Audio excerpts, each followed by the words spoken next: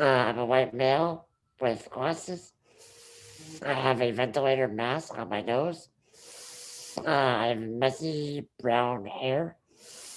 Wearing a white t-shirt with a white towel around my neck. Sitting in a black wheelchair with a white wall behind me. Hi, I'm Saida Ahmed. I'm a black disabled woman with curly black hair, two AirPods in my ears, wearing a denim shirt with a gold necklace and a hoop on my left nose and lipstick on my lips. And in the back is a white background. Steve, I'm very excited right now because me and my brother are huge fans of Rami. And personally, I like to say he's very jealous that I'm interviewing you right now because he's a huge fan. I've watched Uplifting Dystrophy. It was fucking hilarious. What comes first for you? Acting or comedy? And why were you drawn to the performing arts? For me, it's definitely comedy. Ever since I was young, I remember using comedy as sort of this like coping mechanism for my disability. And it was something that like everybody was in on. Like my friends and my family. Like if my shoe was untied, someone would say, "Oh, see if you want me to tie your shoes." And I would say like, "Why? It's not like I'm gonna walk and trip on it." Just making little jokes like that. Yeah. And then growing up with Rami, Rami really pushed me into getting into stand-up comedy. I've been public speaking since I was about 9 years old. Wow. So yeah, so that's 2/3 of my life. And as I get older, I just kind of blended the two to get stand-up comedy. That's interesting because I would say comedy is also a big thing for me. And in my household, like we love comedians and laugh out loud stuff. When you talked about coping mechanism, poetry and writing was like a huge coping mechanism for me. And that's how I got into acting. And it was just like a, gateway. I've read you also work as a substitute teacher. What was your own education experience like as a child? I mean, to me, I gotta say it was pretty typical. Mm, My condition progressed pretty slowly. So while I was able to adapt to the changes, my friends were able to adapt as well. So mm, nothing really came as a shock.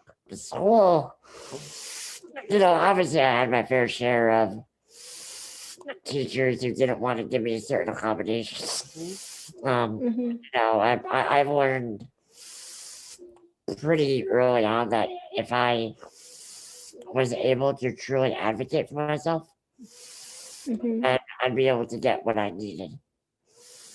And I learned early on that the accommodations I asked for did not give me an advantage. They didn't make me any better or smarter than my classmates. They just put me on the same playing field as mm. everybody else.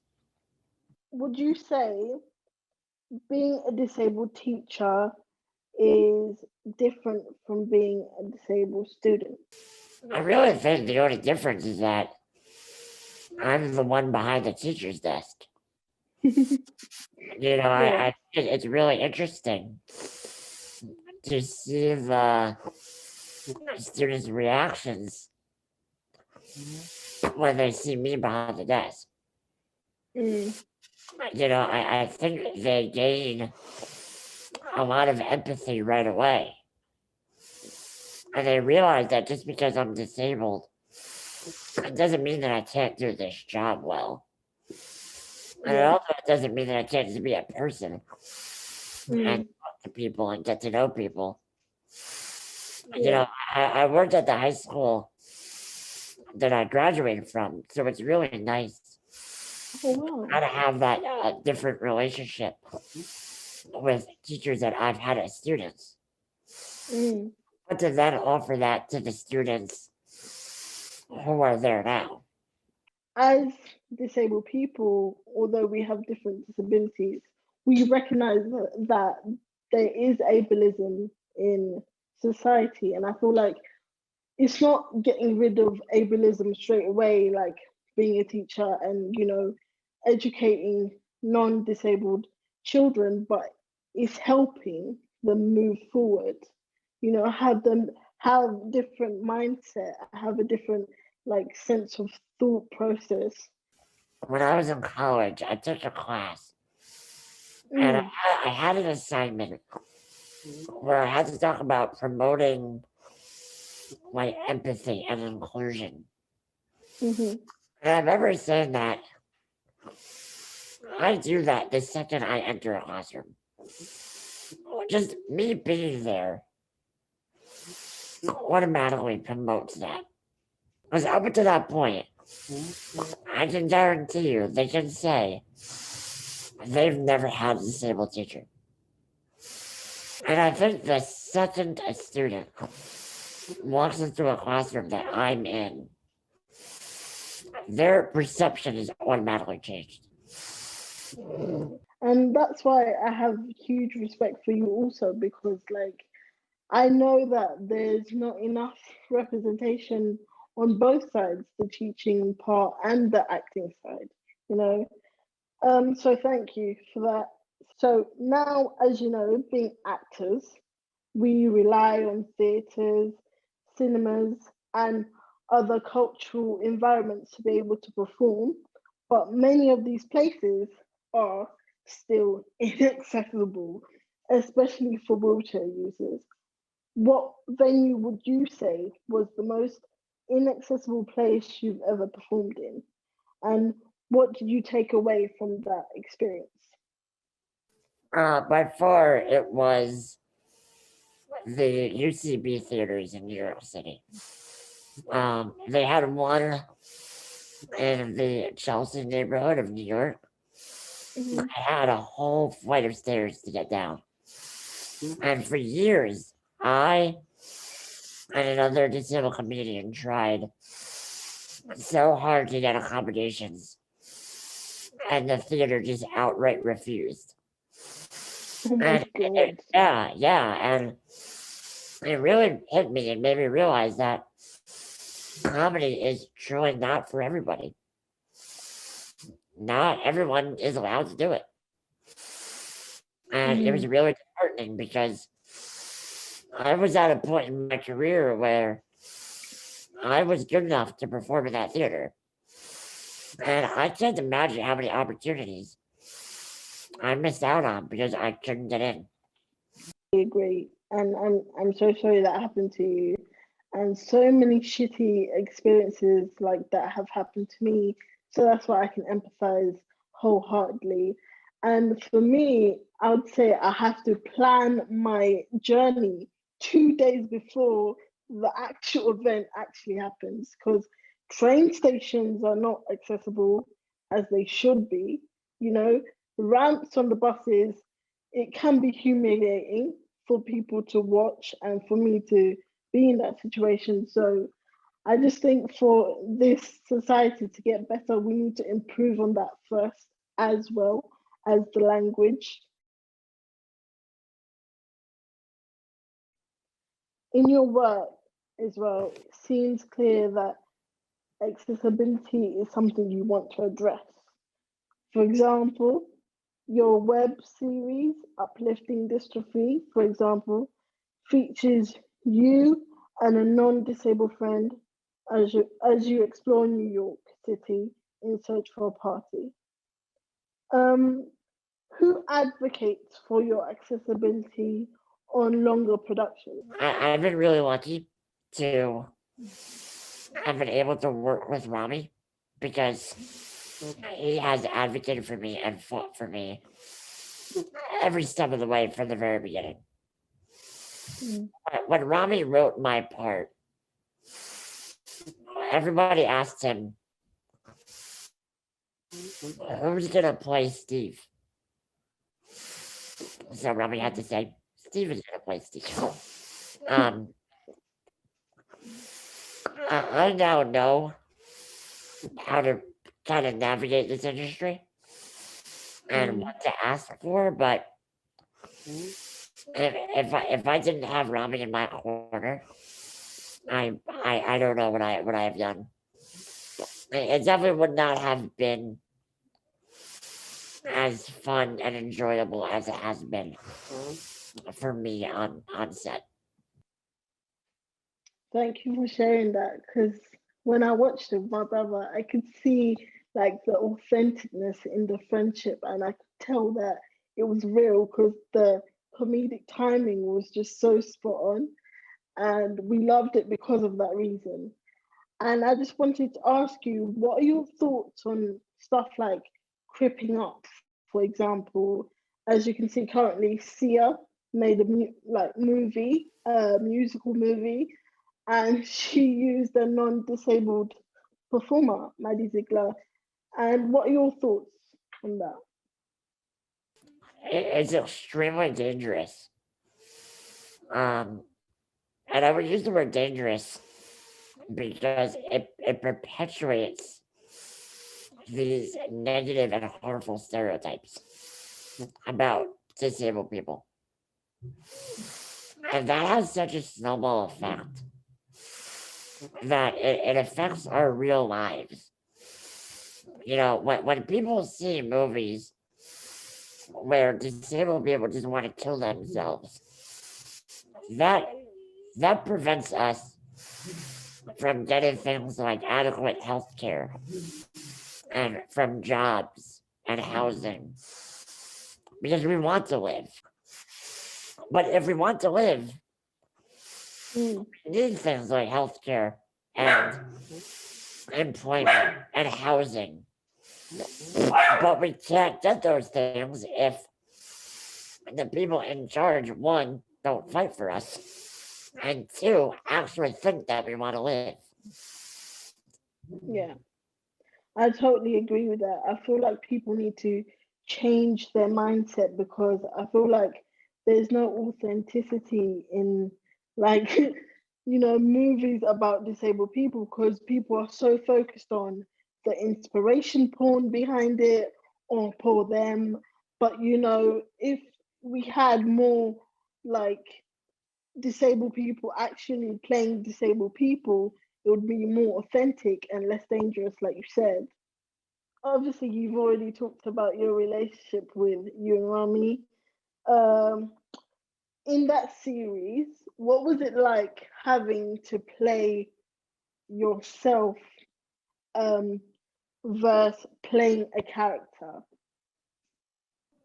I mean, it's so much fun. It's I definitely play a heightened version of myself, but being able to act with Rami is truly one of the greatest rewards of my life. Um, I mean, we have 20 years of friendship, and I think that's obvious on screen. It is. And we just have so much fun just playing off of each other. And I'm kind of upset that I'm doing that now, so early in my career, because I don't think it'll ever get better than that. I don't think it gets better than acting with your best friend. And I'm truly so lucky and honored that I'm able to have that opportunity.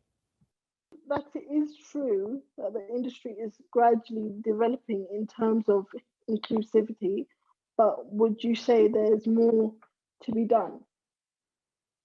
It's definitely going the right direction, but yeah, there's a lot more that still needs to be done. Mm, We have to stop having non-disabled actors play disabled roles. We have to stop having non-disabled writers write disabled characters and stories. Um, we need more disabled roles for just regular parts. There's no reason why we can't have just a teacher who is disabled, a lawyer or a judge who are disabled. We also need to not be afraid to give disabled performers the accommodations that they need.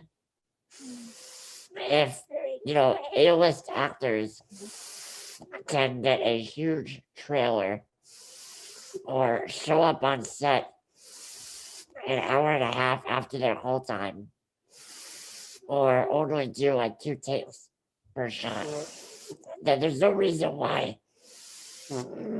Excuse me. There's no reason why I can't get an extra break, or I can't get like an extra 5 minutes, or there's no reason why I can't get like my own separate room or whatever. But yeah, we're close. We're getting there. We'll definitely have a ways to go. Have you had any negative experiences with casting directors when it comes to your disability? Yeah, I mean, I've had a lot of casting directors just never really give me a chance. As soon as I entered the room, I knew I wasn't going to get the job. I would ask them a question, and they wouldn't really answer it. There were times where I was the only disabled performer to audition for a disabled role, and I still didn't get it. So yeah, I think that's really where it starts, is with the casting directors who are afraid to cast disabled performers. As a black disabled Muslim woman, I feel like black disabled people and disabled people from perhaps less privileged backgrounds don't get to be on the forefront when it comes to performing arts. Would you agree, and have you noticed this?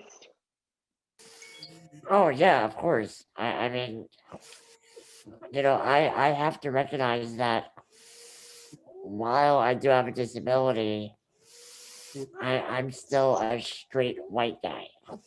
Yeah. And I know that helps me.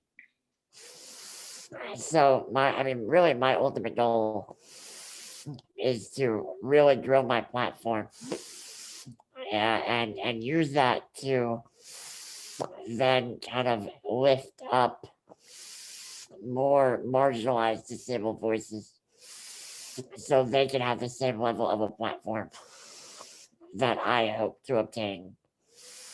Because I think the world will be better off for it. The world needs more diverse stories. And we're certainly not getting them now.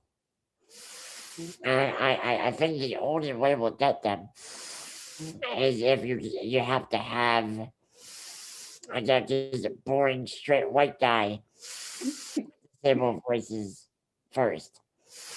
Because I like, people in charge, they don't even want to take a chance on me. Yeah. I have to be like, no, I can do it, I can do it. Oh, by the way, she can do it too. Let me show you. Having to hear that from you has really uplifted me. And if it wasn't for Zoom, I'll probably like high five you right now. Do you feel there is a way to effectively distribute acting roles and opportunities in a more fair and considerate way? Yeah, I mean, like I said before, there's no reason why you and I can't play a lawyer or a judge or a teacher or a doctor. It doesn't always have to be about our disability. Like in Rami, I think the words muscular dystrophy are said like once. We can be friends. and I can just also be disabled. It doesn't always have to have that attached. I feel like that as well because I feel like we don't get to play the superheroes, the villains, but we do get to play the villains because look at Captain Hook. So that negative narrative is always there, but we don't get to play superheroes. We don't get to play anything else like that. But non-disabled people can play disabled people and themselves, which is unfair. Personally, I've always wanted to play a superhero, but that's that's another thing. What does being an advocate for the disabled community mean to you? To me, it means fighting for just the bare minimum. You all have you have the NHS, and I know that's not perfect, but I know so many disabled people that they go broke because they have to pay for the basic bare minimum things that they need to survive. It's fighting for just a basic level of decency that we're not afforded. It's just fighting for a living wage. It's fighting to overturn old and archaic and arbitrary rules that are meant to keep us in poverty. It's just fighting for just the little things that we need just to survive that we don't already have.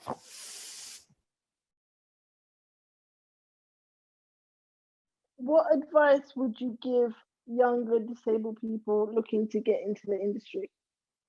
Just do it. Don't let the rejections, don't let the ableism get to you because that's just a part of our lives.